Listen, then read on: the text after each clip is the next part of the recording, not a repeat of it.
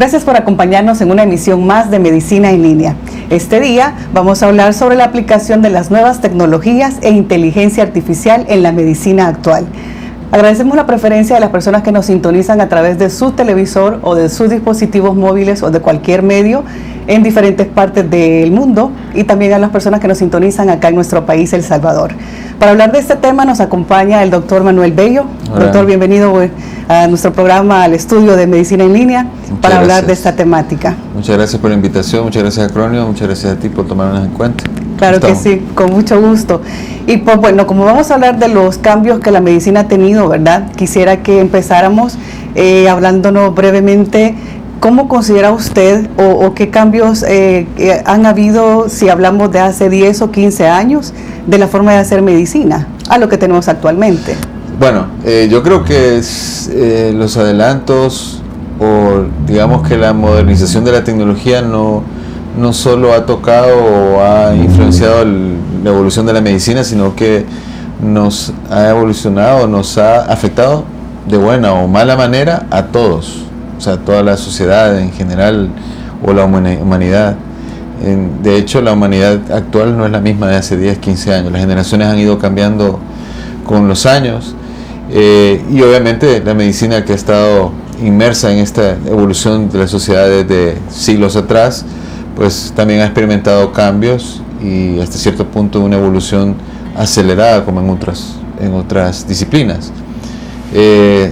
Ya la parte, digamos, clásica de la medicina, donde el médico incluso tenía que tocar al paciente, examinarlo de pie a cabeza, pues no es que haya quedado desfasado, pero sí ha quedado como en un relegado a un plano diferente, en el sentido que a veces la persona que está enferma, el paciente, demanda actuar rápido al médico. Entonces, creo que la tecnología en muchos aspectos ha mejorado algunas cosas, pero también la rapidez y la accesibilidad que el paciente tiene a su médico o a la tecnología médica ha variado en los últimos años.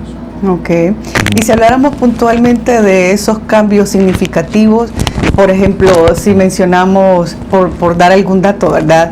Desde el uso del microscopio, cuando se inventó el microscopio del siglo XV, la evolución que ha tenido no solo en el uso de la tecnología, sino las herramientas médicas, los insumos.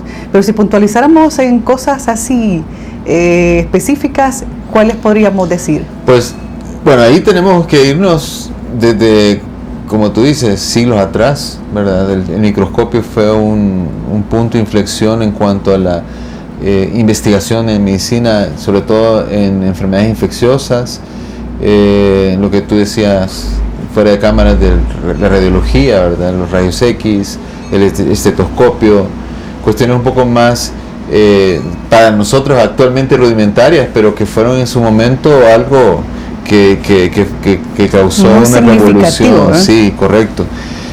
Actualmente yo considero que el uso de la computación, es decir, de las máquinas, de los software, ha generado hasta cierto punto un cambio radical. Bueno, el tema actual es la inteligencia artificial. Sí. La inteligencia artificial, si bien es cierto, todavía no hay una evidencia clara dentro de la práctica médica que nos diga que la inteligencia artificial genera un beneficio puntual, pero yo creo que lo estamos viendo a todo nivel, ¿verdad? Como algo que nos ha llevado a un cambio y nos está llevando a un cambio. La telemedicina es una de las cosas que nos ha ayudado, sobre todo en los últimos años. La telemetría, que es como captar tu ritmo cardíaco y transmitirlo a miles de kilómetros. Sí.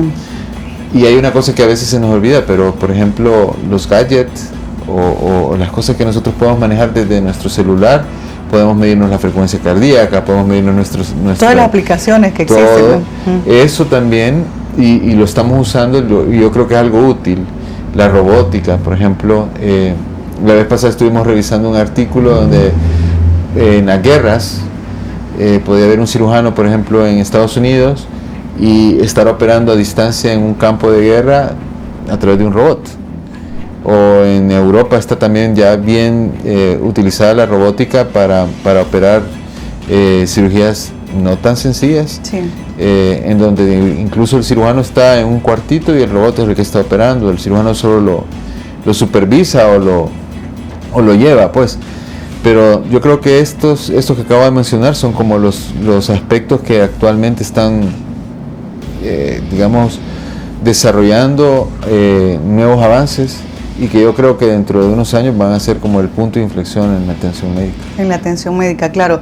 Por ejemplo, tengo acá otro dato que decía que la telemedicina realmente surgió en los años 50, pero tuvo su mayor auge en los años 90, justo con la llegada de dispositivos móviles o con la llegada de los smartphones, todavía Sí. más.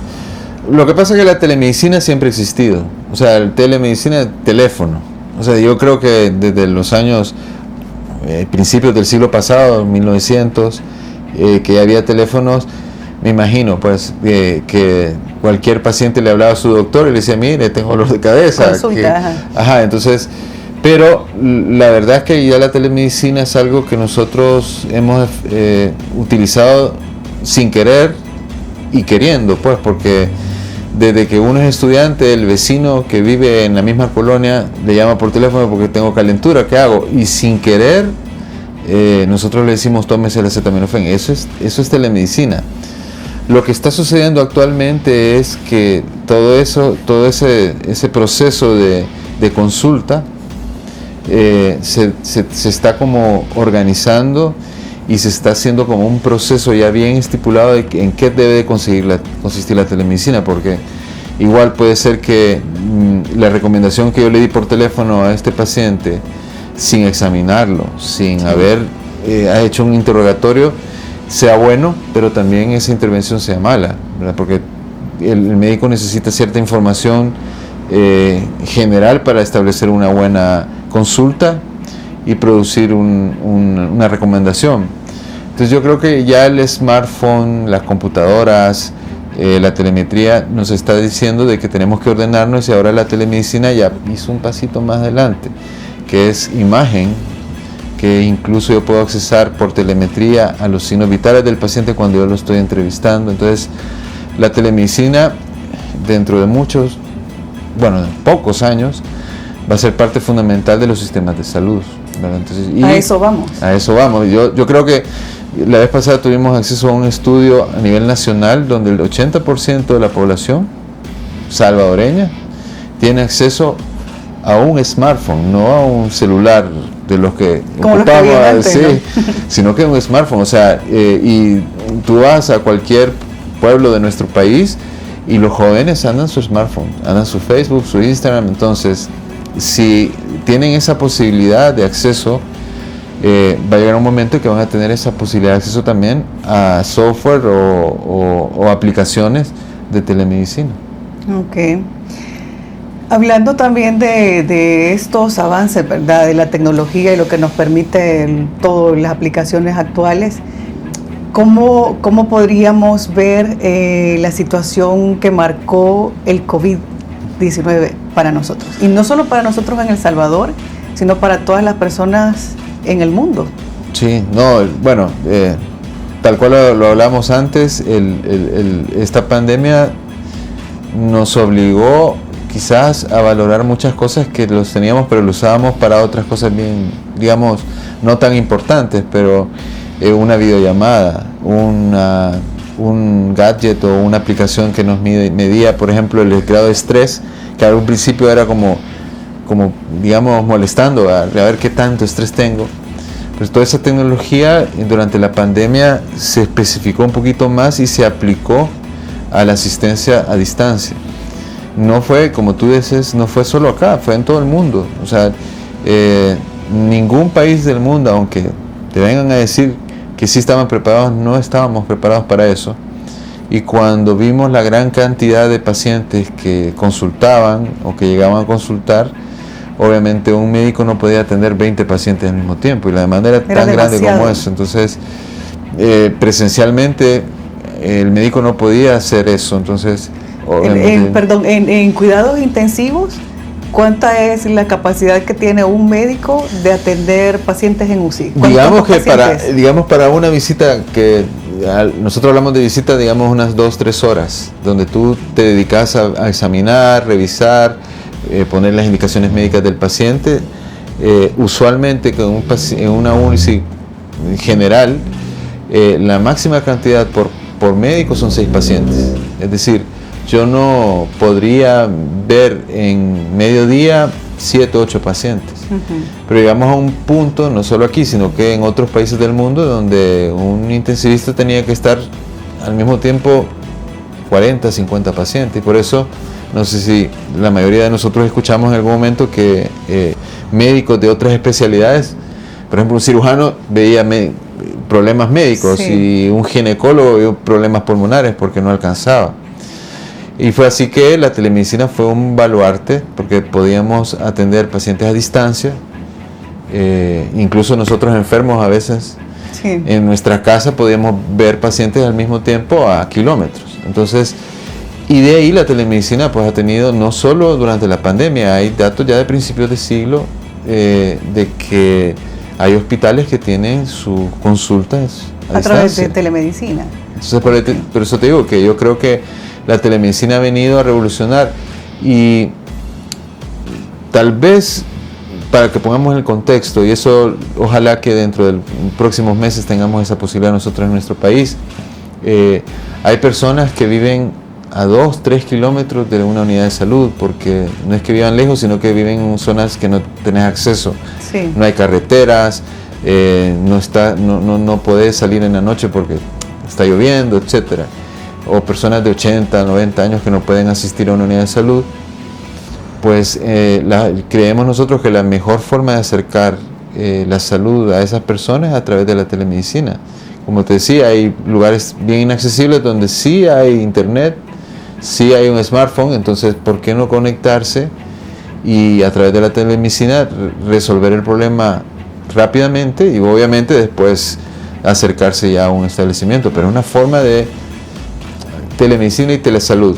Telesalud es una política de salud, claro, que utilice la telemedicina para resolver ese tipo de problemas. Okay. Hablando de lo que mencionaba también del COVID, que es parte de, ¿cómo fue la experiencia al inicio de la pandemia con el tratamiento de los pacientes? Por la demanda que decía, por la sobrecarga que tenían los médicos, pero ¿cómo se le hizo frente? Sin los recursos tecnológicos que no estábamos, como usted bien dice, preparados para poder atender esta situación. Bueno, yo puedo comentar mi experiencia, claro, pues, que nosotros tuvimos la experiencia en el Hospital San Rafael, ahí trabajamos en la unidad de cuidados intensivos, y tal cual, teníamos, intensivistas solo éramos 2, y residentes que son, 3, y residentes que son los que estudiantes, los que están siendo entrenados para ser intensivistas, éramos otros 3. Entonces en total éramos 6 doctores, 6 intensivistas, pero teníamos que estar 24/7 atendiendo 12 pacientes. Sí. Imposible. Entonces hicimos, de la necesidad a la inventiva, pues entonces lo que hicimos fue aislar a todos estos pacientes en un área exclusiva para UCI, y como nosotros no podíamos entrar por el gran riesgo que teníamos nosotros como intensivistas de infectarnos, y se infectaba un intensivista, perdías parte del staff. Ajá, entonces sobrecargabas al otro. Entonces lo que hicimos fue desprender las cámaras de vigilancia del parqueo del hospital y las instalamos dentro de esas salas y las conectamos a un centro de monitoreo que decimos nosotros, que es un cuartito chiquitísimo, ni tan grande como este, es más pequeño, y conectamos 4 pantallas. Y así fue que el intensivista estaba en ese cuartito viendo las pantallas y comunicándose por celular a las enfermeras y los médicos generales que estaban ahí adentro. Entonces, así comenzamos nosotros a implementar la telemedicina intrahospitalaria, ¿verdad? Y nos fue bien, la verdad, porque pudimos resolver muchos problemas que si no hubiéramos tenido esa tecnología no lo hacemos. Claro, y por eso le preguntaba, porque si no estaban los espacios adecuados, si no estaban, nadie se le había ocurrido poner un cuarto, como usted dice, o habilitar un espacio para tener cámaras de monitoreo y tener a los pacientes, sino que fue a medida que la pandemia avanzaba y las necesidades que habían, adecuar a la necesidad o solventar la necesidad. Pero si hablamos de ese punto la época que tenemos ahora actual, que han pasado ¿cuántos años? 4 años. 4 años. Los avances que han habido en ese sentido. O sea, sí, ha habido un montón de avances. Yo creo que la telemedicina ha venido a quedarse y revolucionar, como te decía al principio. Sí aplicamos esa forma de utilizar la telemedicina en ese hospital. Nosotros la proyectamos y actualmente en el país está el Hospital El Salvador. Entonces, ya no eran 4 pantallitas, eran 60 pantallas.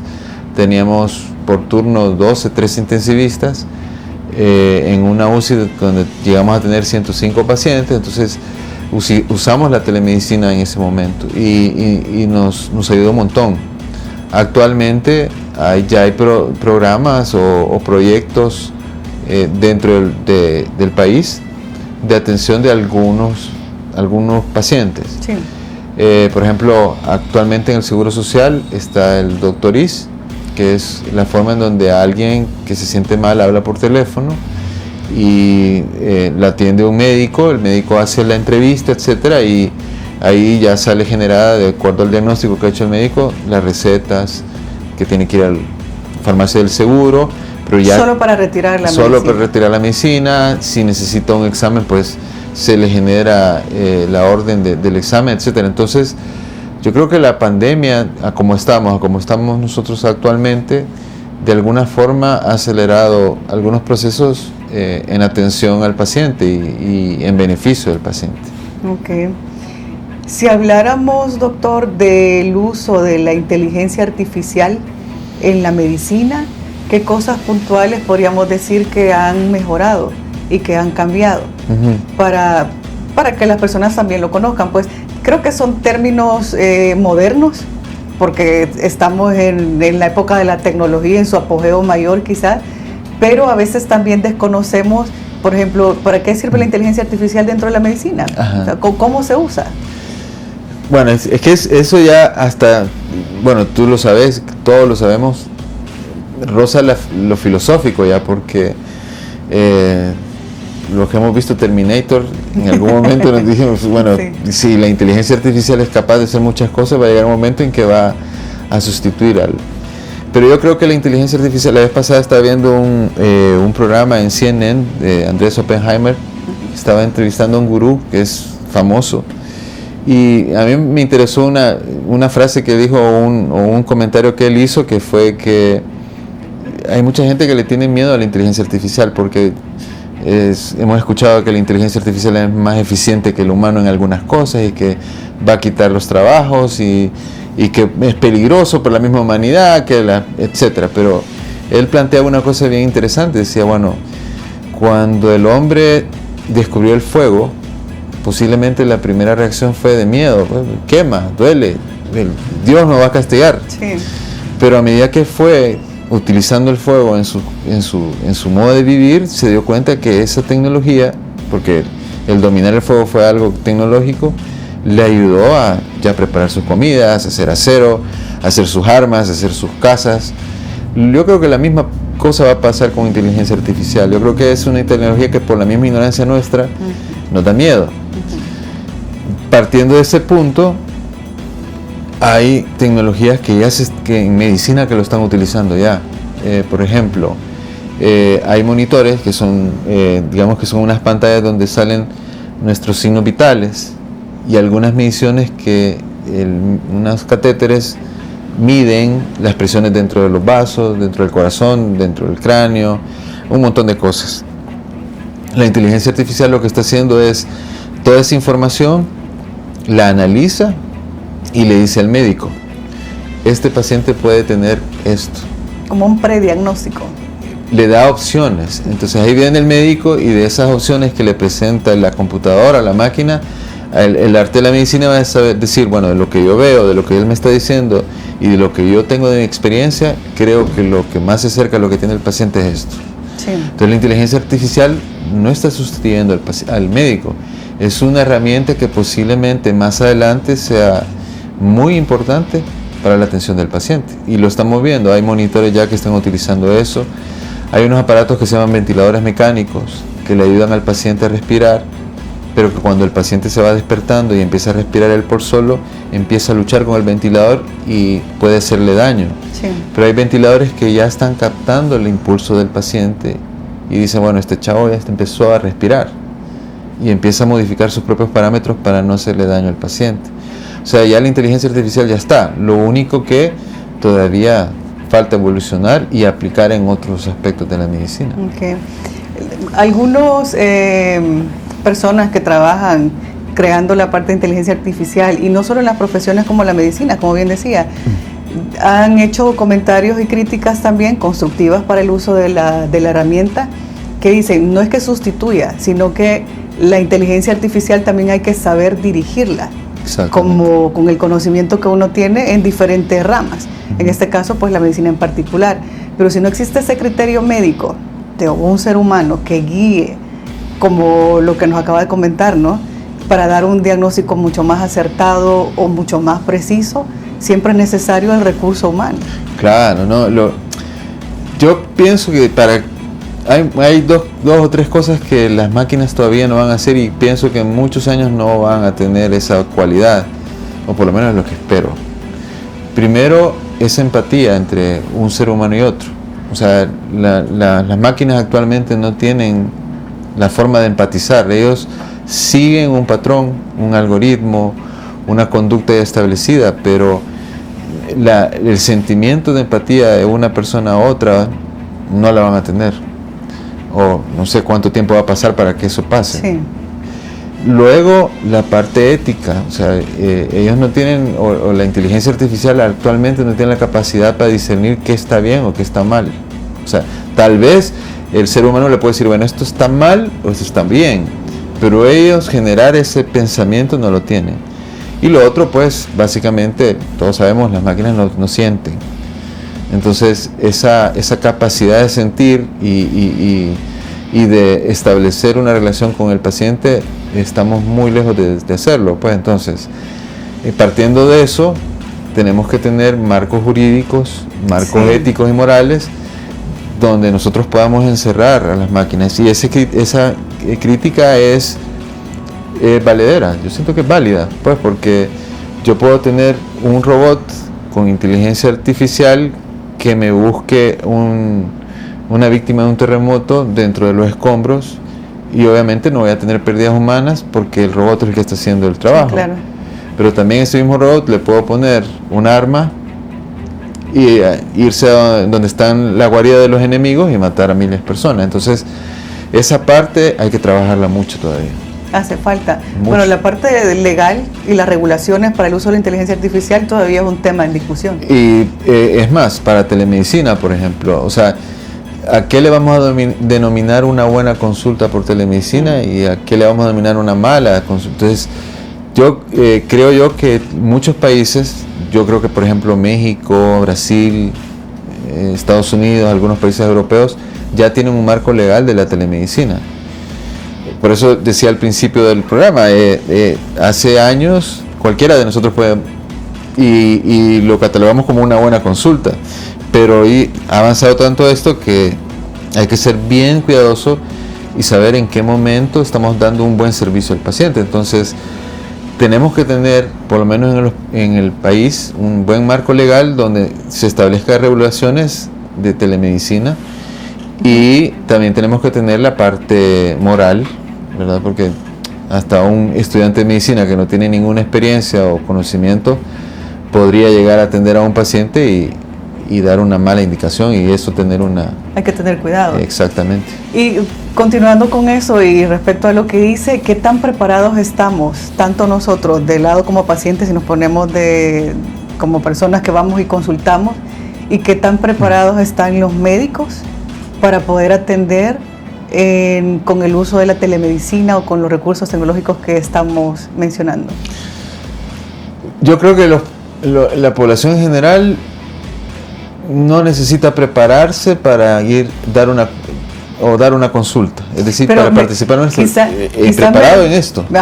Pero también me refiero preparados en cuanto a la receptividad. O sea, ¿qué tan confiable soy? Sí. ¿Es una consulta para mí? Es muy bueno, esa pregunta es para muy la buena, telemedicina. porque no es lo mismo, y eso es lo que hablamos de la inteligencia artificial, no es lo mismo ir a una consulta con un médico presencial, así es, hacerlo a través de un dispositivo. Yo pienso que eso va a ir cambiando con el tiempo. Muchos de nosotros, incluyéndome, preferimos la consulta presencial. Y eso a pesar de que yo ocupo mucha telemedicina, y he ocupado telemedicina desde que comenzó la pandemia. Bueno, desde que eran estudiantes, porque los estudiantes ahora también hacen uso de laboratorios con inteligencia artificial, por ejemplo. Yo creo que eso va a ir cambiando con el tiempo. Cuando las personas vean la capacidad que tiene una consulta por telemedicina de resolver sus problemas rápidamente, y si esa consulta la hace un médico preparado, ¿sí?, va a empezar a ver que, no todas, pero algunas consultas van a resultar. Entonces van a haber un periodo de adaptación, como todo, ¿verdad? Sí. Cuando empezaron los celulares, algunos sabíamos solo marcar y ya está, y de repente vino que los mensajes de texto, que las videollamadas, y después que las aplicaciones para Netflix, etcétera. Entonces yo creo que va a llevar un tiempo. Ahora, la parte médica es bien importante prepararla, porque así como hablamos de que la empatía persona a persona, uno tiene que saber cómo manejar al paciente desde el otro lado de la cámara. O sea, no es lo mismo. Uno tiene que empezar a guiar, y por eso decía que el marco jurídico es bien importante, porque ese marco jurídico tiene que establecer cuáles son los requerimientos mínimos que una consulta por telemedicina debe de cumplir con ciertos parámetros. Nosotros actualmente, si tú me lo decís, ya puntualmente no estamos preparados, pero sí estamos listos para prepararnos. Nos demanda ya la tecnología eso. Y si no lo hacemos, nos quedamos obsoletos también. Hay un curso, un simposio donde un ingeniero biomédico nos dijo una vez, el médico tiene la decisión de utilizar o no utilizar la inteligencia artificial. Si no la utiliza, es opción de él, pero el que no utilice la inteligencia artificial se va a quedar rezagado, porque las nuevas generaciones, así como ha pasado por generaciones de generaciones, va a ir desplazando a los que no nos queramos mezclar con esta corriente. Okay. Entonces, la recomendación para el gremio médico, ¿cuál sería? Yo siempre hago esto cuando hablo de tecnología en las pláticas que damos a veces. Yo les pregunto a todo el auditorio, ¿cuántas personas utilizaron el Waze para venir a esta charla? Y siempre más del 50%. Bastante, sí. Pues entonces, día con día nosotros utilizamos la inteligencia artificial. O sea, el Waze, el Netflix, todas esas, los streamers, toda esa parte, hasta el Spotify, que cuando uno enciende el radio en la mañanita, ya le dice recomendaciones para ti. Sí. Es porque de acuerdo a sus gustos, además. La inteligencia artificial te ha analizado. Sí. Entonces, ya esto, ya está. Querramos o no, estamos utilizando la inteligencia artificial, y querramos o no, todas nuestras actividades habituales en la sociedad, médica o no médica, en algún momento se va a tener que adaptar. Entonces, yo creo que más allá del miedo que a veces nos infunde, y es normal, el ser humano, en las nuevas cosas que van apareciendo, tiene cierto temor, es justificable, y eso nos puede servir para regular la aplicación de estas tecnologías. Pero más allá del temor está el de estudiar y el de conocerla para aplicar bien. Entonces hay que leer, hay que no despreciarla, sino al contrario, ver las bondades de la tecnología y aplicar en nuestra vida. Ok. Bueno, doctor, ha sido un gusto la conversación. Gracias. Hablar sobre estos temas, la verdad que es importante. Sí. Y sobre todo en cuestiones de salud que a todo el mundo nos compete, tanto a ustedes como médicos y a nosotros como pacientes en algún momento. Sí. Agradecemos su tiempo. No, gracias a todos, gracias a Cronio por la invitación y estamos a la orden. Muchísimas gracias. Y para todas las personas que nos acompañaron también, recuerden que pueden escribirnos al 7599-9181 para dejarnos sus recomendaciones o cualquier tema que quieren que abordemos, lo hacemos con mucho gusto. Gracias por estar en nuestra sintonía y nos vemos en la próxima emisión de Medicina en Línea, si Dios nos lo permite.